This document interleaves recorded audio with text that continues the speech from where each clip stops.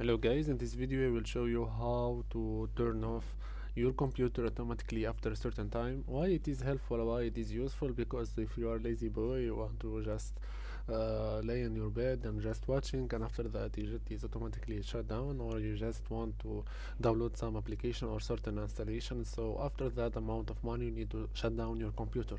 So the easiest way to do this, guys, just Windows R button to get around, then type shutdown